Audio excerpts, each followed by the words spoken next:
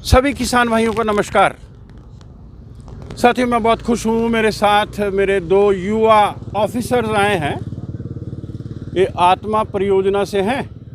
आप हैं विक्रांत लेखी, ये थियोग शिमला से हैं। आप हैं संदीप शर्मा, ये शिमला के टूटू ब्लॉक से कुछ महिलाओं को लाए हैं, ये थियोग से लाए हैं। और बहुत पुराना संबंध है मेरा इनका, 14 साल से मैं जानता हूँ इन दोनों युवाओं को। ब्लॉक टेक्नोलॉजी मैनेजर्स BTM हैं। आप सबका करनाल में बहुत बहुत स्वागत है जी। और मैं आपसे पूछ रहा था अभी, तो सबने बोला कि सेब की खेती खूब होती है और 200 पेड़ हैं, 700 पेड़ हैं। तो मैं अक्सर पढ़ाते हुए कहा करता था कि जो यहाँ घूमने आते हैं ना, उनके पास 200, 700 होते हैं।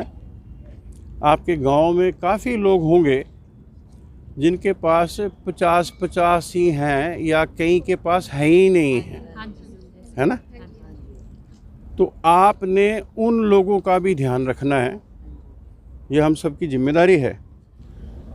दूसरा, आपके प्रदेश में माननीय गवर्नर रहे हैं, आज आप उनका खेत भी देख के आए हैं कुरुक्षेत्र में, श्री देवव्रत जी। और अब वो गुजरात में है माननीय गवर्नर। तो उन्होंने प्राकृतिक खेती पे बड़ा जोर दिया है। आप सब लोग प्राकृतिक खेती को समझते हैं, मैं जानता हूँ, ओके। तो उस संबंध में तो BTM, ATM, आत्मा प्रोजेक्ट के प्रोजेक्ट डायरेक्टर सब लोग काम कर ही रहे हैं। मगर मैं ऐसी परियोजनाओं को बड़े अच्छे से जानता हूं। कई प्रोजेक्ट चले हैं आज़ादी के बाद, कृषि क्षेत्र में, पशुपालन में, मधुमक्खी पालन में, मत्स्य पालन में, केंचुआ संवर्धन में, मुर्गी पालन में। मगर लोग उनको आधे अधूरे मन से पकड़ते हैं, तेजी से नहीं पकड़ते हैं। तो मेरा ये अनुरोध है कि हिमाचल बाय डिफ़ॉल्ट जिस जगह से आप आते हैं वो बिल्कुल ही वर्षा आश्रित है। वहाँ कूल भी नहीं है, वहाँ नहर भी नहीं है। तो ऐसे जगह में मैं केमिकल फर्टिलाइज़र और ज़्यादा हाइट वाले पंप से एप्पल ऑर्चर्ड्स में स्प्रे नहीं करवाना चाहता हूँ। मैं बहुत खुश हूँ, माननीय गवर्नर जी इनके फार्म पे भी गए थे, लेखी विक्रांत के यहाँ, और उन्होंने कहा था कि ये लगभग जब ऑर्गेनिक है, जैविक है, तो इसका प्राइस टैग भी ज़्यादा होना चाहिए। जब हम प्राकृतिक में आ गए हैं तो हमारी कुछ पैदावारी हल्की सी बराबर में आएगी उन लोगों की तुलना में जो केमिकल फर्टिलाइज़र यूज़ करते हैं। तो हाल ही में मैंने छत गांव में, बिलासपुर में भी एक प्रोग्राम किया था, किसी ने मेरे को बुलाया था, और यहाँ भी चौपाल और नेरवा में गया हूँ। तो मुझे एक जैविक खाद का पता चला है। आपको एक्सपेरिमेंट के लिए इनको थोड़ा सा देंगे हम दोनों को, आप 2-2, 4-4 पौधों में लगाना। वो रॉक फॉस्फेट है, वो बिल्कुल ही प्राकृतिक खेती, नेचुरल फार्मिंग का ही एक कंपोनेंट होगा। अब हम बात करते हैं जल्दी कि आप लोग लगाते हैं मटर, कुछ टमाटर और आलू, गोभी। Very nice, I am happy. टमाटर में इस खाद ने जो अभी बोली है मैंने, सोलन में बड़ा अच्छा रिज़ल्ट दिया है। और वहाँ से एक किसान को, देवेंद्र को बुलाया भी गया था। नेरवा से ऊपर एक गांव में हम गए थे, तो उसने बोला कि इससे काफ़ी अच्छी पैदावारी आई है। तो जब किसान खुद बोलता है तो हम उस पर यकीन करते हैं। मैं ये कहना चाहूँगा कि आप, क्योंकि शिमला में ही हैं और शिमला एक टूरिस्ट स्पॉट है, तो आप समय से पहले कुछ अगेते में या पिछेते में तब नहीं सब्जी की फसल लगाएं जब सब लोग लगा रहे हैं, क्योंकि थोड़ा आगे आ गए आप तो लोगों से फ्रंट रनर हो गए। आपकी गोभी पहले आ गई, आपका मटर पहले आ गया, तो वो उच्च भाव में।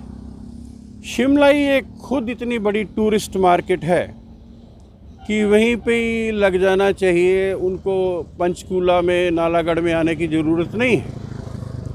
लाइकवाइज टमाटर, मैं बहुत जल्द किसी से बातचीत कर रहा हूँ कि हम टमाटर का अच्छा बीज लेखी और संदीप शर्मा को गिफ्ट करेंगे फ्री में। ये आपको 5-5 ग्राम 10-10 ग्राम देंगे। पीछे मैंने सोलन वालों को भी दिया था, रिज़ल्ट बहुत अच्छे आए थे। अभी मैं जहाँ पर था तो उस गांव में हिमाचल में लोगों ने कहा कि जी जो बीज पहले आया करते थे अब उस क्वालिटी के नहीं हैं। मेरा पास में ही गांव है, यहाँ पे गांगर पधाना करनाल में है आप इस समय। वहाँ पर टमाटर की बहुत खेती होती है और प्लेन एरिया, आपकी तरह छोटा छोटा नहीं खेत होता है। और करेला लगता है गर्मियों में, तो वो टमाटर को दिल्ली और चंडीगढ़ और सोलन में और शिमला तक शिपिंग होती है, देहरादून तक जाता है। तो आप अच्छे बीज लेंगे। और मटर की बात करें तो पेंसिल मटर एक आता है, आप लोग लगाते हैं उसको, और उससे भी अच्छा या लगभग वही है P10, एक मटर की किस्म है P10। आप इनसे संपर्क करके अगली बार जब मटर लगेगा तो वो लगाने की चेष्टा करना। देखेंगे कि उसमें 10 दाने हैं कि 9 दाने हैं कि 11 भी हैं, ताकि आपको फिर लाभ होगा। और पशुपालन में मेरा एक संदेश है कि आप लोग जब बहुत ठंड हो जाती है, अभी ठंडी है वहाँ पे काफ़ी, मैं रोज़ टेम्परेचर देखता रहता हूँ, मेरी बात होती रहती है अक्सर हिमाचल में लोगों से। वहाँ अच्छी नस्ल की गाय रखें, और अच्छी नस्ल से मेरे ये मायने हैं, आप जर्सी गाय रखने के शौकीन हैं। सब कोई जर्सी शब्द से वाकफियत रखता है, मगर मेरी नज़र में जर्सी वो जर्सी है जो सुबह और शाम 2 टाइम का दूध 7-7 लीटर कम से कम दे। जब वो पीक यील्ड में हो, वो 14 लीटर उसकी औसत पैदावारी होनी चाहिए। अभी अगर मैं पूछूंगा तो समय नहीं है, आप 2-2 लीटर 5-5 लीटर 3-3 7-7 लीटर वाले ही हैं, और उस पर मैं घंटों चर्चा कर सकता हूँ। तो कृत्रिम गर्भाधान में सबका रुझान है ही गायों भैंसों के प्रति। इसको ज़रा और सीरियसली लेंगे ताकि हम और सर्वश्रेष्ठ अच्छे दुधारू नस्ल की जर्सी गायों को बनाएं, ताकि हमको खेती और पशुपालन दोनों से लाभ हो। सबको ढेर सारी शुभकामनाएं। नमस्कार।